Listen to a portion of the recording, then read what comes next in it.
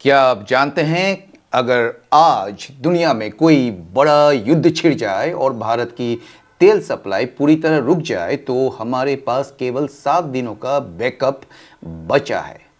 जी हाँ, सिर्फ 7 दिन।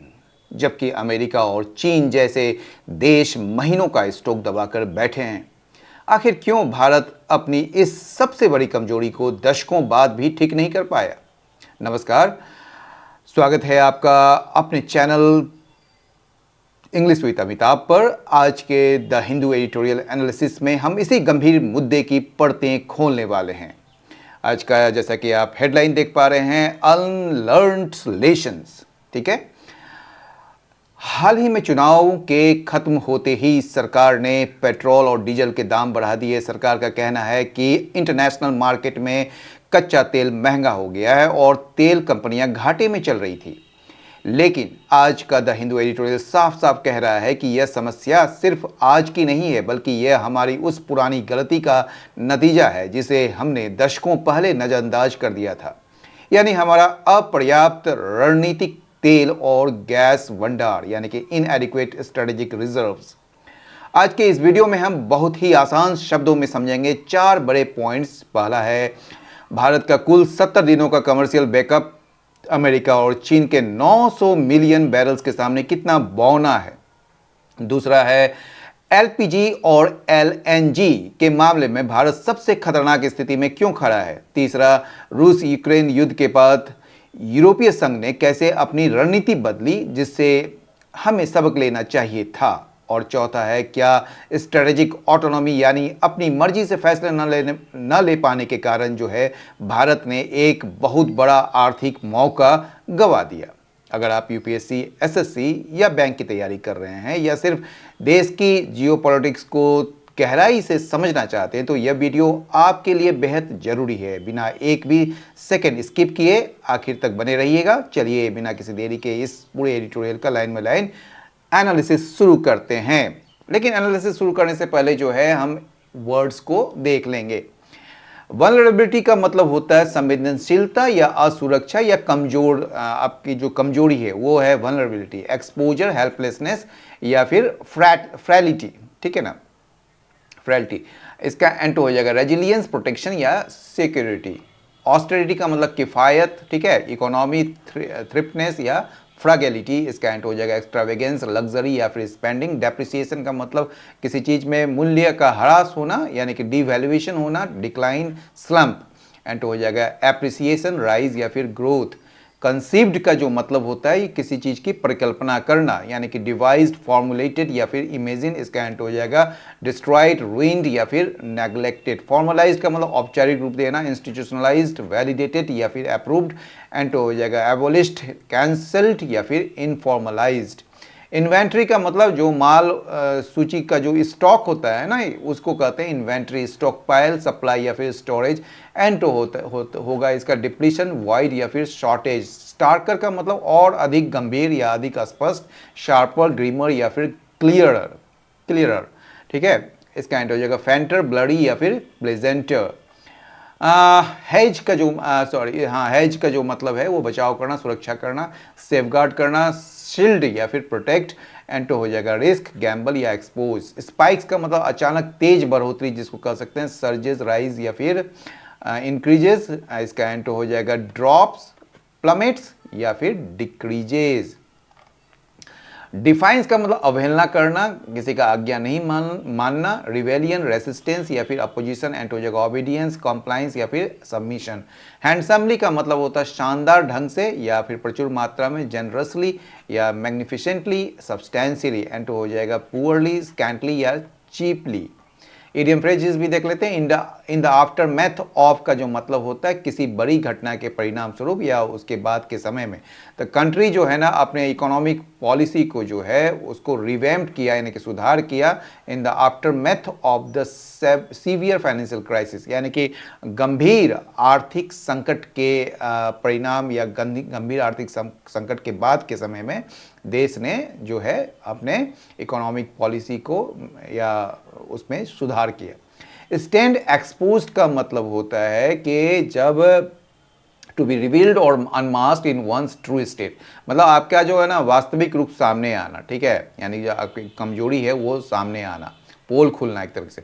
When the sudden floods hit the city, जब अचानक जो है बाढ़ आ गई शहर में, the poor quality of the infrastructure is to expose, तो ये जो बुनियादी ढांचे की जो पुअर क्वालिटी थी, जो खराब गुणवत्ता थी, उसकी पोल खुल गई।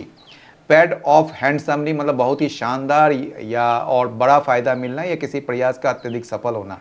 कंपनीज का जो अर्ली इन्वेस्टमेंट आर्टिफिशियल इंटेलिजेंस में जो है ये बहुत अच्छा साबित हुआ है, फायदेमंद साबित हुआ है। हेज अगेंस्ट का जो मतलब होता है भविष्य में होने वाला जो नुकसान है या अनिश्चितता है उसके जोखिम से खुद को बचाव करना, यानी कि buying gold is often seen as a reliable way to hedge against rising inflation, यानी कि गोल्ड खरीदना जो है वो प्रायः देखा जाता है एक विश्वसनीय तरीका किसके बचाव में, ये जो बढ़ता हुआ जो महंगाई है उसके अगेंस्ट में जो है ये एक बचाव के रूप में देखा जाता है, ठीक है।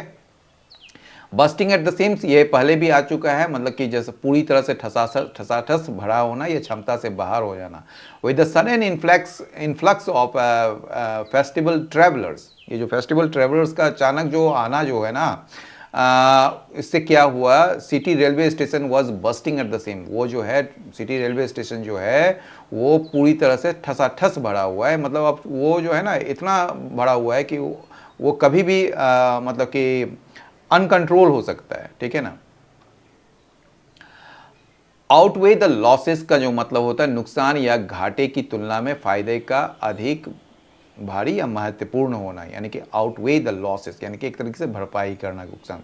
द लॉन्ग टर्म प्रॉफिट्स जो है from the new trade route से जो है, ठीक है ना, are expected to outweigh the initial losses, ये जो है शुरुआती जो नुकसान है उसकी भरपाई होने की उससे उम्मीद है, ठीक है। तो ये यहाँ तक था आपका वर्ड्स और इडियम एंड फ्रेजेस। तो हम शुरू करते हैं आज का जो क्या कहते हैं एडिटोरियल, और इसका जो हेडलाइन है वो है अनलर्नड लेसन्स। लर्न का मतलब जानते हैं जो सीख के हैं या जिससे आप सीख जाते हैं, यानी कि लर्न से बना है लर्नड और उसी का उसके पहले अन लगा देते हैं तो अनलर्नड, मतलब ये कहने की कोशिश ये की जा रही है इसमें कि भारत जो है वो अतीत के संकटों से सबक नहीं सीखा है, ठीक है, अतीत के संकटों से सबक नहीं सीखा है, ठीक है, यानी कि भारत के पास जो है आपातकाल के लिए कच्चे तेल और प्राकृतिक गैस और का सुरक्षित भंडार जो है वो देश की ज़रूरतों के हिसाब से बहुत ही कम है, ठीक है।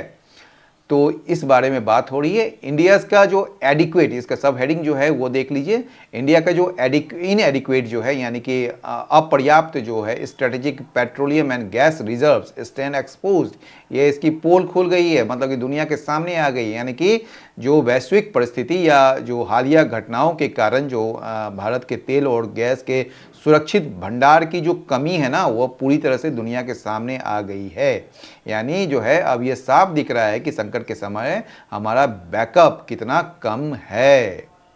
समझ गए इस बात को? चलिए आगे बढ़ते हैं। लास्ट वीक, पिछले सप्ताह क्या हुआ, सेंटर ने यानी कि केंद्र सरकार ने जो है इसने रिटेल पेट्रोलियम प्रोडक्ट प्राइसेस का दाम बढ़ा दिया, कीमत बढ़ा दी after a gap of 4 years, यानी कि 4 साल के लंबे अंतराल के बाद, यानी कि पिछले हफ्ता जो है केंद्र सरकार ने पेट्रोल और डीजल की कीमतों में बढ़ोतरी की। यह बढ़ोतरी जो है पूरे 4 साल के लंबे अंतराल के बाद की गई थी, क्योंकि पिछले 4 साल से जो है कीमतों को बड़े स्तर पर नहीं बढ़ाया गया था। दिस वॉज एक्सपेक्टेड, बोल रहा है इसमें कि ये एक्सपेक्टेड था, मतलब ये पहले से कीमतों का बढ़ना जो है ना पहले से तय था, ठीक है।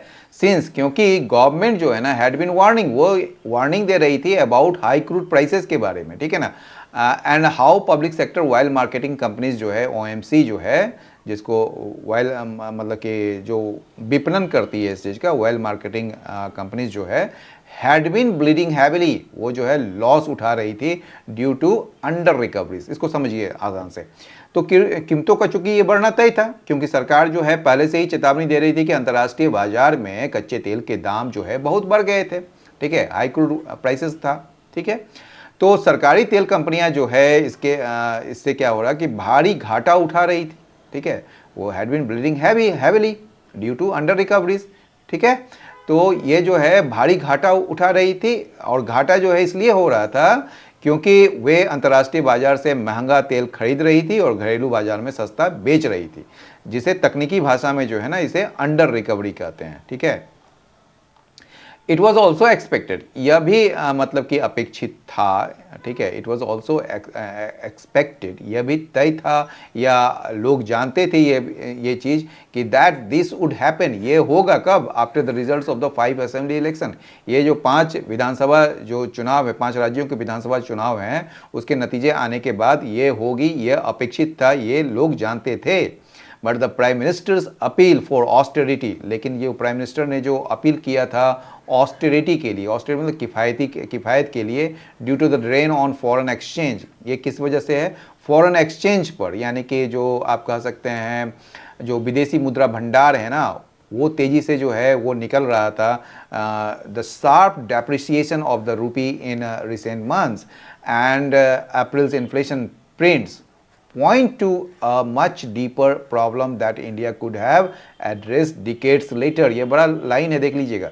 The country's inadequate strategic petroleum and gas reserves, ठीक है। अब ये क्या कह रहा है कि लेकिन प्राइम मिनिस्टर का जो अपील है ऑस्टेरिटी के लिए, ये किस वजह से है, ये जो फॉरेन एक्सचेंज जो है, यानी कि जो विदेशी जो हमारा विदेशी मुद्रा भंडार है वो तेज़ी से निकल रहा था, यानी कि बाहर एक तरीके से ड्रेन हो रहा था, कम हो रहा था, ठीक है। ठीक है, the sharp depreciation of the rupee in recent months, ठीक है। और क्या हो रहा था पिछले कुछ महीनों में जो है मतलब कि डॉलर के मुकाबले जो है रुपया बहुत तेज़ी से गिर रही थी या कमज़ोर हुई है, ठीक है। और क्या हुआ है, एंड द अप्रैल्स इन्फ्लेशन, और जो अप्रैल का जो इन्फ्लेशन जो है, यानी कि अप्रैल की जो महंगाई के जो आंकड़े जो हैं, ठीक है, वो भी बहुत ऊपर रहे हैं, ठीक है। ये सारे मिलकर जो है ये पॉइंट करते हैं, किस चीज़ का पॉइंट करते हैं भैया, ये पॉइंट करते हैं, इशारा करते हैं to a much deeper problem, कहीं ज़्यादा मतलब कि एक समस्या जो है वो बहुत गहरी है, जिसे दैट, ये जो है रिलेटिव क्लॉज है, जिसे यानी ये प्रॉब्लम को जो है इसके लिए दैट आ रहा है, इंडिया कुड हैव एड्रेस, जिसको वो सुलझा सकता था दशकों पहले, यानी कि ठीक है, इसको जो है दशकों पहले ये सुलझा सकता था, लेकिन इसने सुलझाया नहीं, ठीक है। The countries इनएडिक्वेट strategic problem and gas service, वो जो समस्या क्या थी, कंट्री का जो इनएडिक्वेट अपर्याप्त strategic petroleum and gas reserves, यानी कि भारत के पास जो है तेल और गैस का जो आपातकालीन बैकअप जो है वो बहुत ही कम है, तो इस समस्या को वो सुलझा सकता था दशकों पहले, लेकिन इसने तो सुलझाया ही नहीं, ठीक है।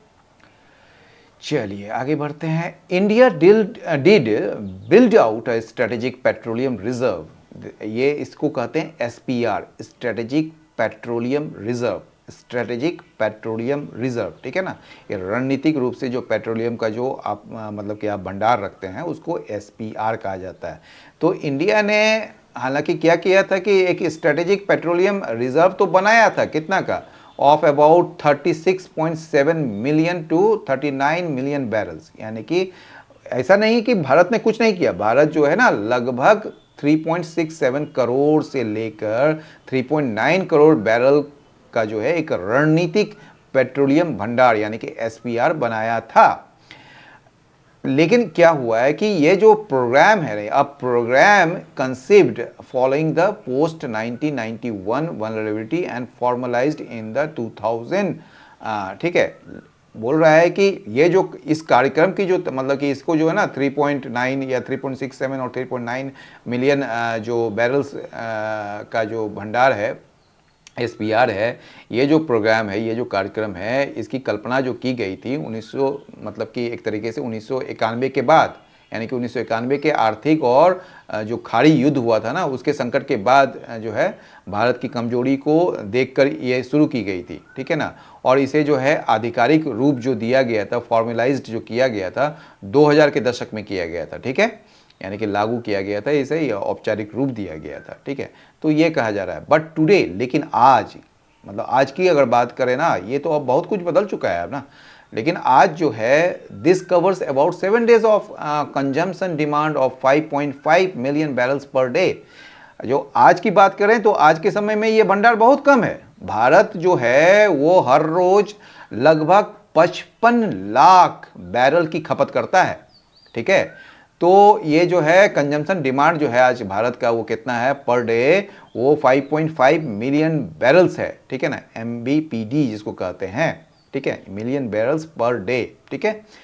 तो अगर इसको मिला लिया जाए combined with inventories of OMC and import cover, अगर इसको जो है आप कंबाइन करें, जोड़ दें, या इसमें ये जो 7 दिन का जो रणनीतिक भंडार में ना तेल कंपनियों के जो इन्वेंट्रीज है, जो स्टॉक है, समझ गए ना, उसको जोड़ दें और इंपोर्ट कवर को जोड़ दें, यानी कि जो बाहर से जो तेल आ रहा है, आयातित तेल जो है, उसको जोड़ दें, तो दिस अमाउंट्स तो ये मिलाकर जो है ये more than 70 days of stock हो जाएगा, यानी कि तो कुल मिलाकर भारत के पास जो है लगभग 70 से अधिक दिनों का तेल स्टॉक हो जाता है, ठीक है। बट ओवर द ईयर्स कहा जा रहा है, लेकिन पिछले कुछ वर्षों में क्या हुआ है, over the years India has emerged, India जो है उभरा है, किस चीज के रूप में उभरा है, एक वर्ल्ड का 3rd लार्जेस्ट ऑटोमोबाइल मार्केट के रूप में उभरा है after the US and China, समझ गए। यानी कि भारत में जो है ना गाड़ियों की संख्या बहुत तेजी से बढ़ी है इन कुछ वर्षों में, और वो अमेरिका और चाइना के बाद जो है ना दुनिया का तीसरा सबसे बड़ा ऑटोमोबाइल मार्केट या बाजार बन गया है, ठीक है। एंड कंपैरिजन, अगर हम तुलना करें विद दोज नेशन, उन देशों के साथ जैसे US और चाइना के साथ, तो यह मतलब कि सामने लाता है स्केल ऑफ इंडियाज वल्नरेबिलिटी।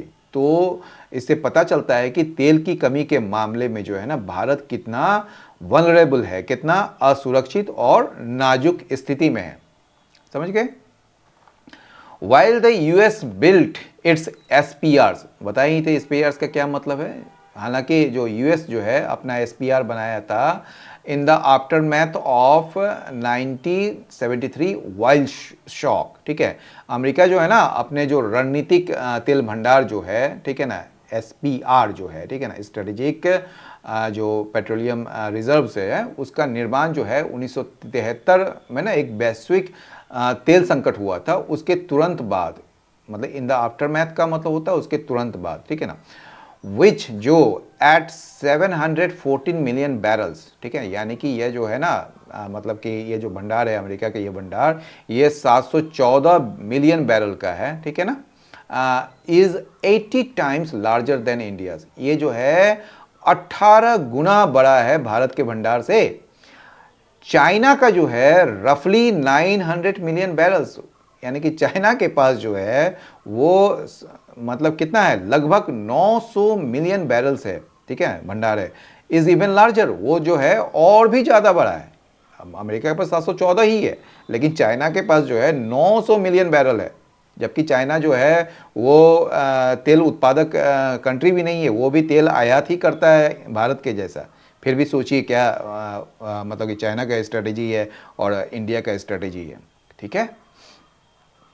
दो यूएस का जो है, अमेरिका जो है वो क्या है, उसके पास जो है लगभग लगभग 400 मिलियन बैरल्स करेंटली, मतलब वर्तमान में जो है अमेरिका के पास जो है जो सुरक्षित भंडार सिस्टम में लगभग 400 मिलियन बैरल तेल मौजूद है इन इट्स रिजर्व्स, ठीक है, सिस्टम, प्रोवाइडिंग इट विथ रफली 20 डेज ऑफ कंजम्पशन, जो मतलब कि क्या कहेंगे आप इसको, ये जो है अकेले अमेरिका को बिना किसी आयात के, ठीक है, लगभग 20 दिनों का पूरा उपभोग या पूरा खपत दे सकता है, यानी कि 20 दिन तक ये आराम से खपत कर सकता है। प्रोवाइडिंग इट मतलब अमेरिका विथ रफली 20 डेज, लगभग 20 दिनों का कंजम्पशन ये दे सकता है। The country has emerged as the world's largest oil producer, ठीक है ना, ये जो कंट्री है अमेरिका जो है वो उभरा है वर्ल्ड के लार्जेस्ट ऑयल प्रोड्यूसर्स के रूप में इन द पास्ट 10 ईयर्स। देखिए अमेरिका जो है वर्ल्ड के लार्जेस्ट ऑयल प्रोड्यूसर भी है, ठीक है, पिछले 10 वर्षों में वो उभर मतलब के सामने आया है with an output of about 13 MBPD and a commercial system wide inventory, pushing it above the 90-day mark recommended by the International Energy Agency for reserves। यानी कि आप इसको देखिए, अब जो है ये मतलब कि ये तो समझ गए कि दुनिया का ये पिछले 10 वर्षों में सबसे बड़ा तेल उत्पादक देश बनकर उभरा है। आज जो है वो रोजाना लगभग 1,30,00,000 यानी कि 13 MBPD बैरल तेल खुद पैदा करता है ना।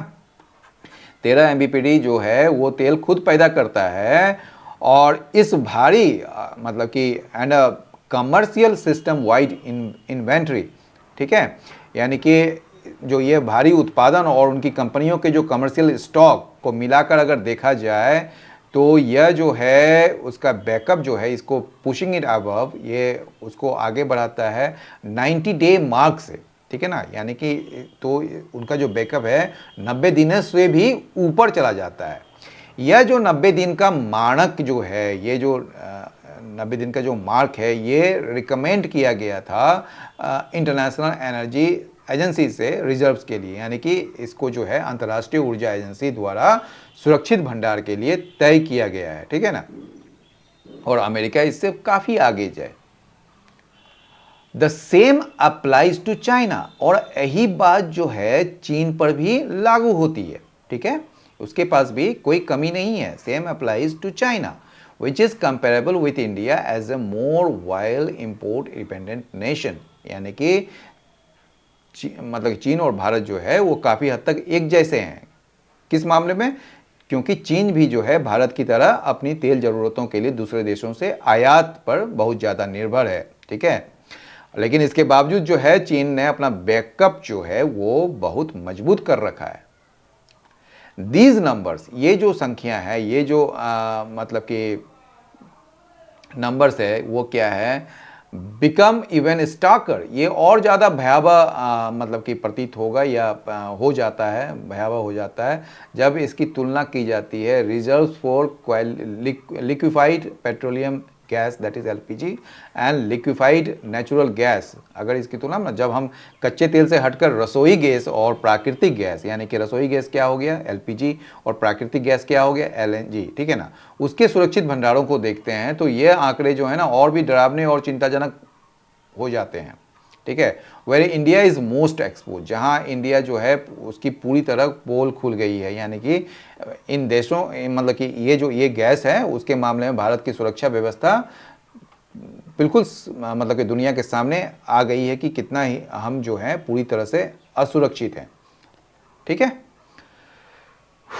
India has about 1.4 lakh tons of LPG storage. Bharat के पास मात्र 1.4 लाख ही है, ठीक है ना, 1.4 लाख टन से, यानी कि 1.4 लाख टन स्टोर करने की ही क्षमता है LPG स्टोरेज का। जबकि इसका जो डेली कंजम्पशन है, यानी कि प्रतिदिन का जो खपत है वो कितना है, 80,000 टन, यानी कि 2 दिन भी नहीं चलने वाला है। मोर than half its reserve capacity, यानी कि जितना आपका रिजर्व कैपेसिटी है वो उससे कहीं ज़्यादा है, यानी कि ये जो मतलब क्या कहेंगे, जो उसकी आरक्षित क्षमता है उसके आधे से अधिक है, ठीक है। मोर than half its reserve capacity, यानी कि 1.4 लाख का हाफ हो गया 70,000, ठीक है ना, तो 70,000 से तो 80,000 ज़्यादा ही है ना, more than half its reserve capacity.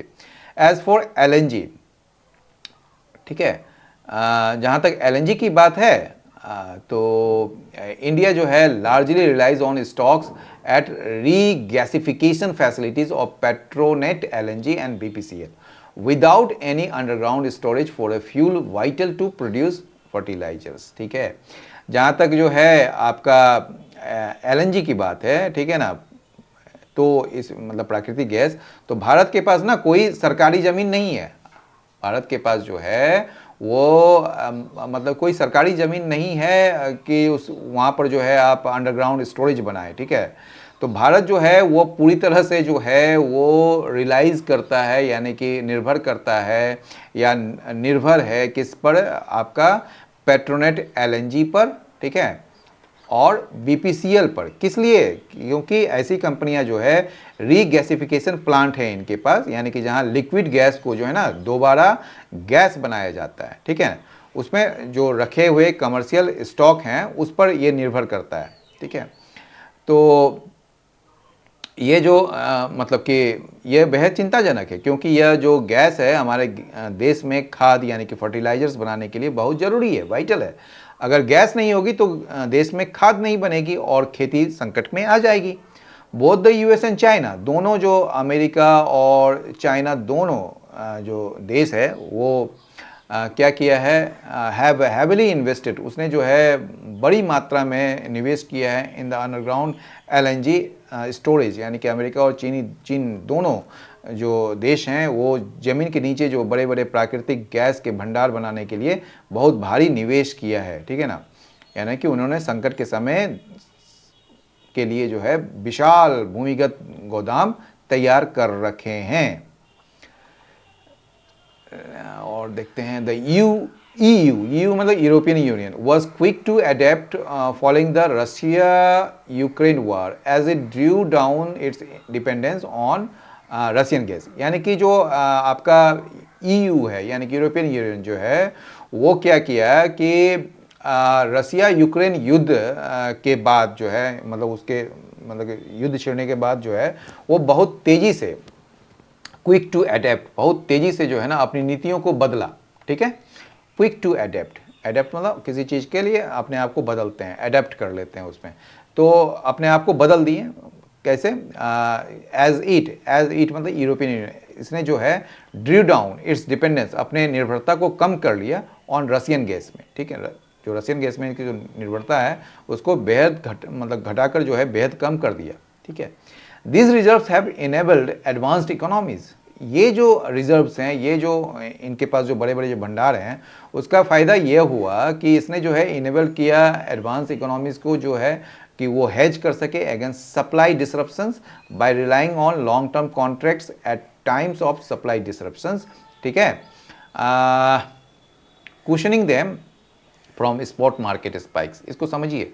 ये जो बड़े बड़े भंडार का फ़ायदा यह हुआ कि जो अमीर और विकसित देश जो हैं जैसे कि एडवांस इकोनॉमी अमेरिका वगैरह जो है उसने किया, जब कभी भी वैश्विक स्तर पर सप्लाई रुकती थी ना, ठीक है, have enable advance country to hedge against the supply disruption. तो ये जो सप्लाई रुकती थी मतलब सप्लाई में जो रुकावट आती थी तो उसका जो खतरा मतलब कि जब कभी भी वैश्विक स्तर पर सप्लाई रुकने का खतरा होता था तो वे घबराते नहीं थे उसके लिए, ठीक है ना। वो क्या क्या करना पड़ेगा नहीं करना पड़ेगा इसके लिए वो घबराते नहीं थे। वो जो है ये सप्लाई डिसरप्शंस के लिए जो है ये वो अपने रिजर्व पहले से मजबूत कर लिए हैं तो वो उससे हेज कर लेते थे by relying on long term contracts. ये कैसे करते थे कि वे जो है अपने सुरक्षित स्टॉक के जो दम पर या ठीक है तो बाजार के उतार चढ़ाव से खुद को बचा लेते थे। तो वे जो है cushioning them from spot market spike. Spot market मतलब होता है जो चालू बाजार है ना, यानी कि वे महंगे चालू बाजार से तुरंत महंगा तेल या गैस खरीदने के बजाय पुराने लंबे समय के समझौतों यानी कि जो लॉन्ग टर्म कॉन्ट्रैक्ट्स है उस पर टिके रह पाते थे, जिससे वे अचानक बढ़ने वाली कीमतों के झटके से बच जाते थे। बोल रहे हैं कि ये जो रिजर्व्स है इन्होंने इनेबल किया एडवांस इकोनॉमीज़ को कि वो हैज करें अगेंस्ट सप्लाई डिसरप्शन। जो सप्लाई डिसरप्शंस होते हैं रिकवर्ड उसके अगेंस्ट में अपने आप को हेज कर ले, अपने आप को सुरक्षित कर ले।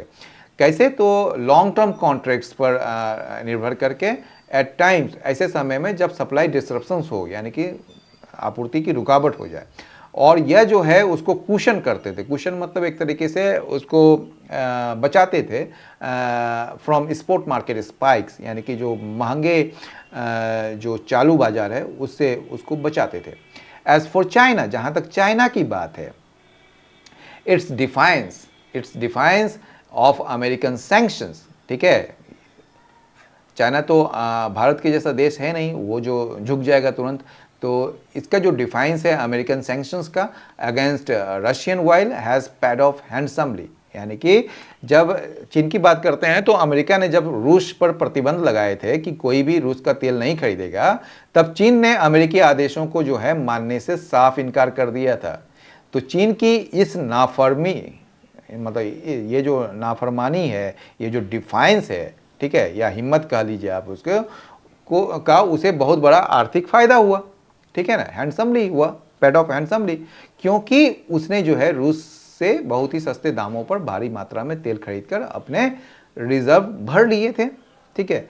India would have benefited, India भी जो है वो मतलब क्या कहेंगे, वो भी मतलब कि फ़ायदा उठा पाता, ठीक है, आर्थिक फ़ायदा उसको भी मिल सकता था यदि यदि had it maintained greater strategic autonomy, यदि जो है भारत जो है पश्चिमी देशों के दबाव में आए बिना खुलकर रूस से और अधिक सस्ता तेल खरीद पाता, यानी कि और उसे रखने के लिए अपने हमारे पास जो है बड़े रिजर्व होते, तो आज देश में महंगाई की यह स्थिति नहीं होती।